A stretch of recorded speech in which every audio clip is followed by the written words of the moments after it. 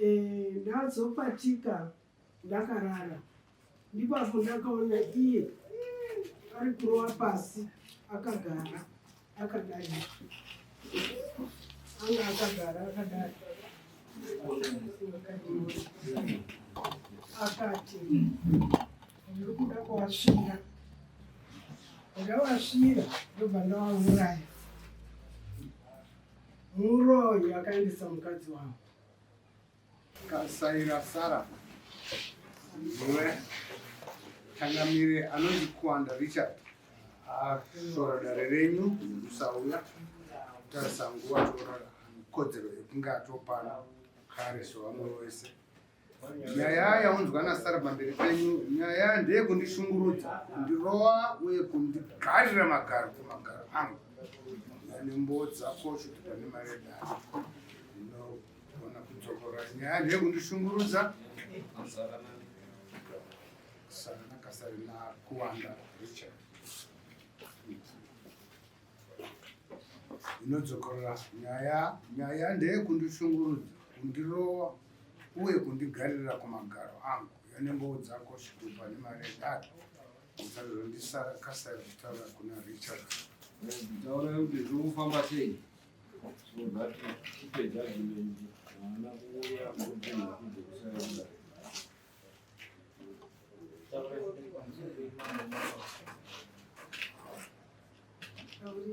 Uye munoda kuripwa nechi? Hamuna kutaura kuti mataura kuti pamunotaura mahamazopedzera kutaura kuti munoda kuripwa nei?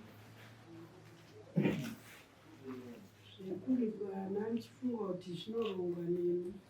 Aiwa, motitaura imi zvamunoda zviri pamwoyo penyu kuti mukaripa neizvozvo munogara munogutsikana. Ndichiva munote nhatu shanu. Vachitaura nyaya yenyu vaatonyora mabhara.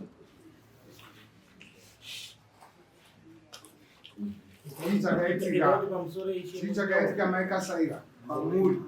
Anoita sei? Kuti anyore kuti aiwa anoshungurudza pakati, anoshungurudza zvakati. Kana paine maexample amunoziya, mienzaniso yamunoziya, moti musi wakati, kana mwedzi wakati, akauya pangu akatiita zvakati zvakati zvakati. Tizive mashungurudzire anokuitai. Pamusoro wanadziva vanhu vese vari muno. Pamusoro ndoti mambo. Pamusoro imambo Makoni. Nevese vari muno. Inini ndine mukwambo wangu Kuwanda. Ndakale ndiri kupisa mashanga pamba pangu. Kuwanda akasvika achitsika moto. Ndainge ndakapedza mashanga. Atsika moto ndakati mwanangu unotsva, usadaro. Iye akaramba achitsika moto uyo uchibva wadzima. Achibva aita 2 meters kundomira kudarizvo. Aita 2 meters idzodzo handina kuziva kuti pane zvaari kufunga. Kwakubva abva panga akamira kuuya chibhakera. Andirova chibhakera ndakadonha, handizivi kuti ndakadonha sei kana kuti ndakaita maavasi mangani. Ndava pakuunganidza marara yanga iri 3. Asi pakuzoenda uko takazoenda kuna hanzvadzi yangu akasvika iri 5. Ndazopatika ndakarara, ndipapo ndakaona iye ari kurova pasi akagara akadai, anga akagara akadai, akati ndiri kuda kuwasvira.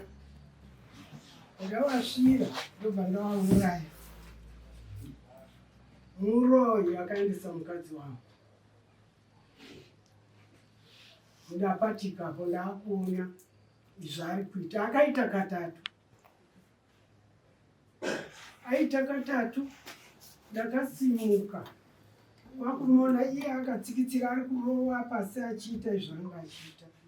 Kwabva ndati nyawa nyawa ndakusvika ndiri padhuze nekugedhi. Kwabva ndaridza mhere kuti riri ndaakufawo. ndikuda kuura wana kuwana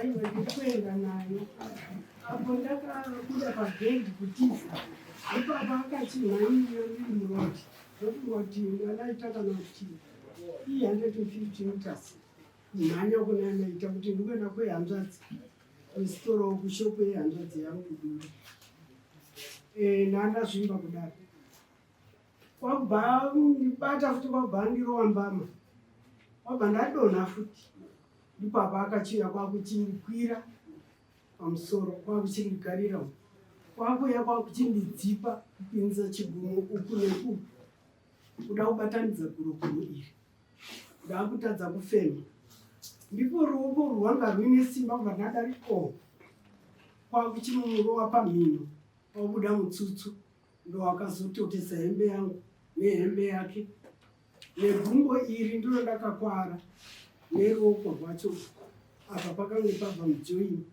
kutsikirirwa konana akaitwa ndakarara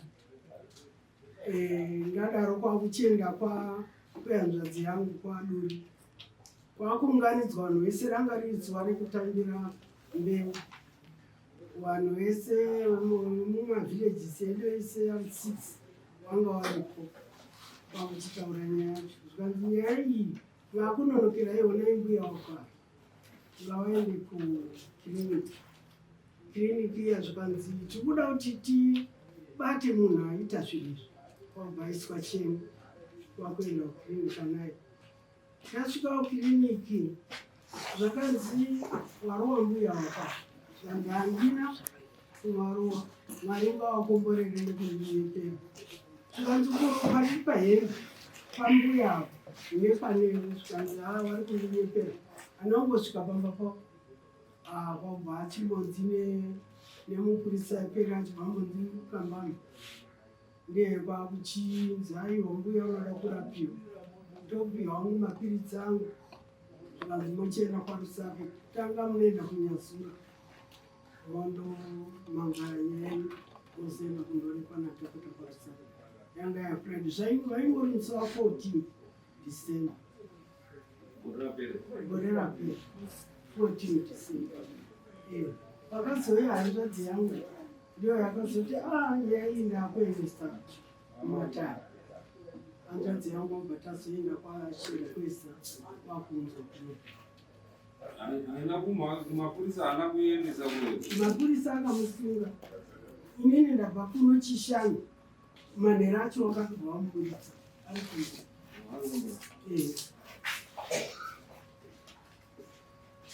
nyimbi kuti mukwambo wenyu haisati yapera kutungo kuti hakuna vakomuririisa kukoti wakamuburitsa haisati yashongoreka koti haisati yaenda asi in the process vari in process yellow court last week ndaenda kuyazira mapurisa inde vari kuinono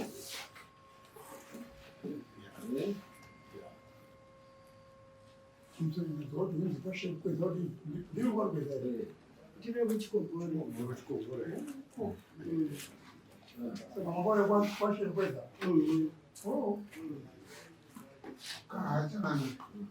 I think inoda kuitwa foda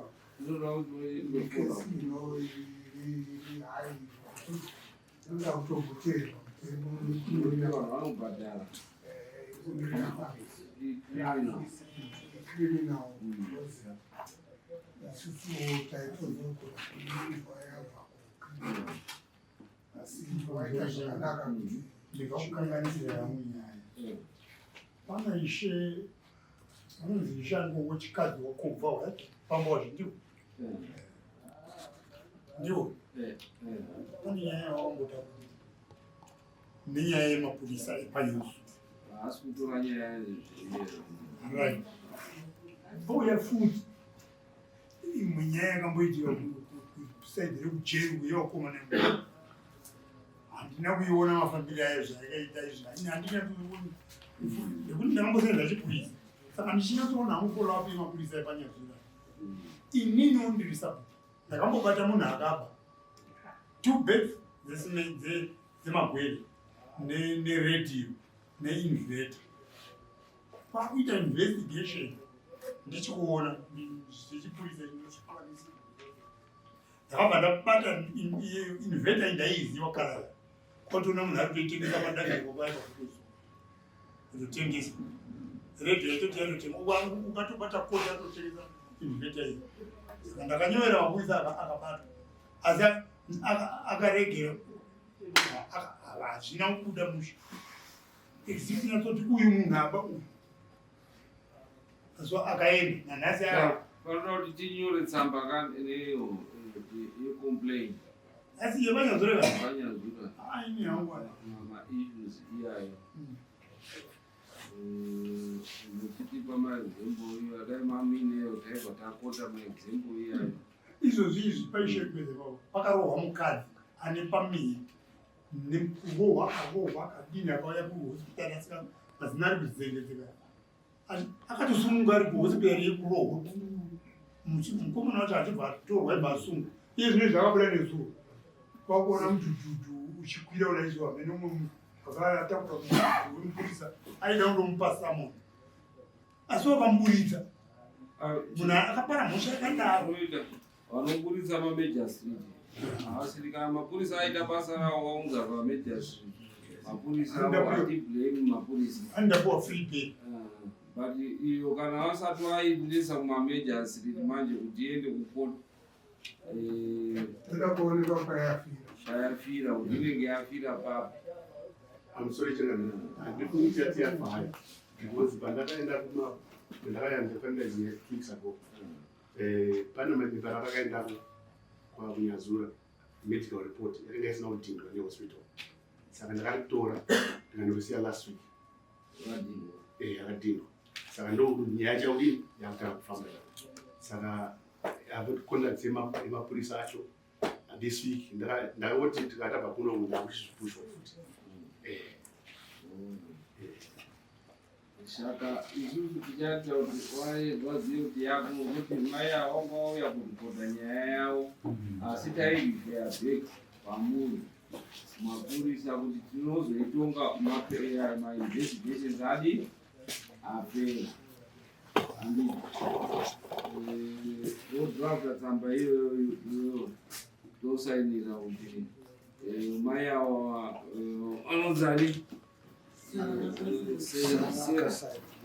anga auya aine nyaya yake asi isusu tamurifeya back kuti munge muchishanda nayo taikumbira kuti ikasike kufamba kuita kuti justice inge ichidi ichipa nekuti hatingaibati kumuri ngaitange yambopedza kumapurisa nekuti icriminal inotoendesa moziva nhau dzerepi kunyanya dzekusvira chemberezi inhau yekuti inotoendesa kana ma9-10 years kujera saka anofanira kuti aende kujera zvapapa paine exhibit yeropa rikatoonekwa ropa iroro and vanofanira kuti zvitodii mapurisa aifanga akatozvirekodha kuti vakatoona manesi achirekodha kuti akatoona ropa and so saka ndo zvatingakubatsirei ipapo nekuti chiri criminal hatibvumirwi kuti tidzitonge nhau dzerepi asi dzepfuma manje ndo yatinochiti todi yopinda ari kuklema pfuma ndianenge achiuya akleme pfuma iyo tokubatsirai netsamba yekuti pamunoenda kumapurisa kuti wazive kuti yayo wakasike kuexwa